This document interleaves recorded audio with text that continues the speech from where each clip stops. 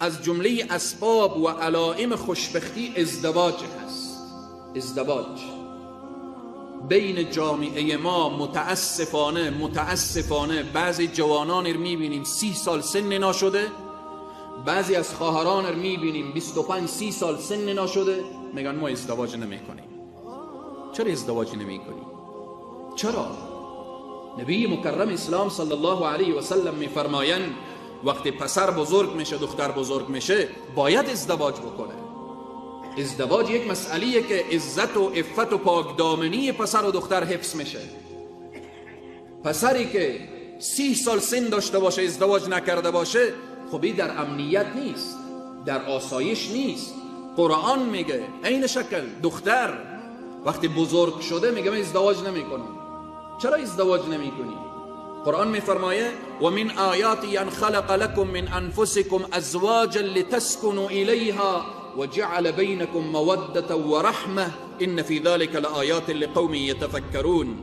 هدف از ازدواج رسیدن به آرامش هست، رسیدن به آسایش هست، رسیدن به اطمینان قلبی هست، به اطمینان قلبی. زن و شوهر الله در قرآن به چی مثال میزنه؟ هن لباس لکم و انتم لباس لهن. زن لباسیه برای مرد، مرد لباسیه برای زن. امی کسی که لباس نداشته باشه آرامش داره؟ امی کسی که لباس نداشته باشه فکری و آرام هست؟ امی کسی که لباس نداشته باشه چی احساسی داره؟ تعبیر قرآن را ببینید، هن لباس لکم و انتم لباس لهن. از جمله علامتهای بدبختی که امروز بین جامعه آمده به همینه. چرا جوانان ما ازدواج نمی کنن؟ حالا شاید 1 2 تا 10 تا به مو هوس و هوسبازی که دارن علیاذ بالله ازدواج نمی کنن، اما این جوان پسر یا دختری که ازدواج نمی کنه چرا سن بالا رفته؟ از مشاکلی که بین جامعه هست. مهریه های سنگین. کجای دین مهریه سنگین گفته؟ کجای دین؟ شما یک صحابه بیاریم که مهریه سنگین گرفته باشه یا داده باشه. یک صحابه. نبی مکرم اسلام صلی الله علیه و سلم با تعدد ازواجی که داشتن شما مهریه های اونها را بخوانید، نگاه کنید. بعد این جوانی مهریه که داد، مهریه سنگین، بعد برو بالاخره شیرینی خوری، مچون فاتخونی، مچون بالاخره 10 قضیه دیگه،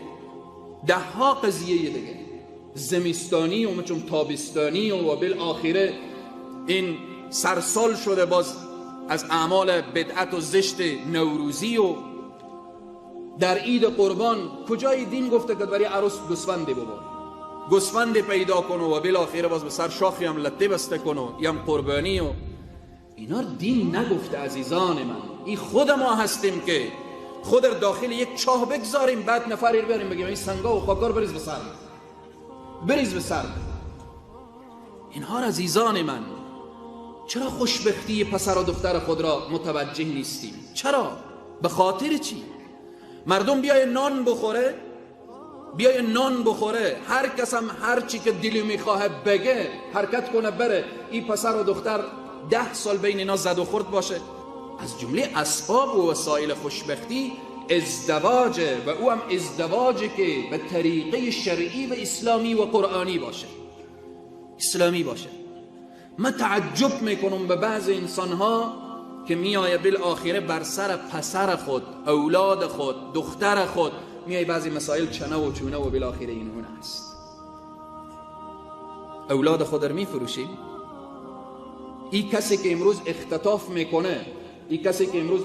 میکنه خیلی میگیم خیلی ظالمه. خب تو پدری هم که به خانه یک دختری داری، تو هم اون دختر رو اختطاف کردی دیگه.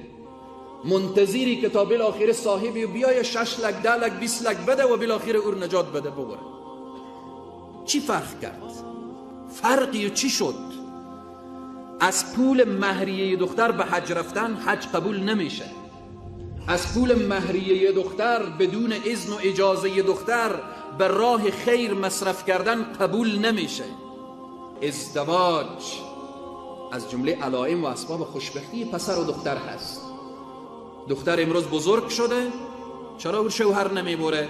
چون جنابالی که سرپرستی و هست مهر سنگینی گذاشته، بعد از مهر سنگین هم و بالاخره 10 مشکل دیگر.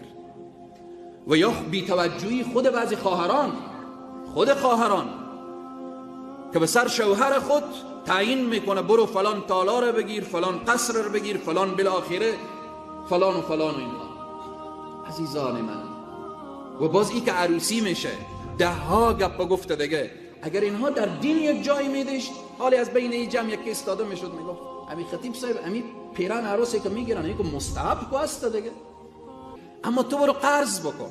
باز به داخل عروسی به کنار این همه اسراف ها فرهنگ هندوها و غربی ها و اینها رو بیا پیاده کن.